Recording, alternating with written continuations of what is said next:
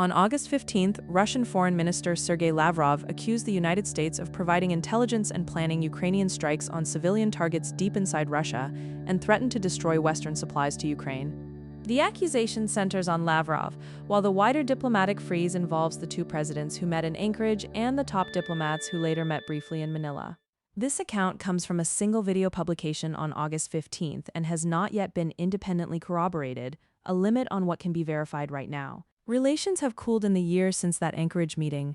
No peace talks have taken place since February, and the new accusation and threat on August 15th marks the sharpest escalation since. The claims include direct U.S. involvement in planning strikes on civilian targets far inside Russia, a threat aimed at Western aid flows, and a rejection of the Turkish-backed Black Sea ceasefire, alongside casualty and calendar figures presented as claims inside the same video. As diplomacy stalled, Ukraine expanded strikes using domestically produced drones targeting Russian oil refineries and Wildberries warehouses, a pressure campaign that Lavrov now directly links to Washington in an apparent bid to limit aid and intelligence sharing. Analysts in the same account warn the pattern points to a prolonged grinding war, more civilians exposed, Ukrainian missile defense interceptors in critical shortage, and the prospect of winter attacks that could make cities unlivable while repression inside Russia continues. The immediate stakes are escalation over aid convoys and intelligence flows and more exposure for civilians, with no diplomatic off-ramp as ceasefire and talk channels sit empty.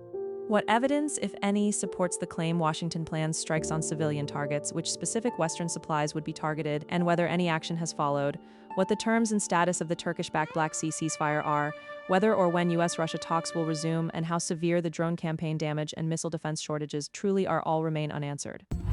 Like and follow for more stories that matter.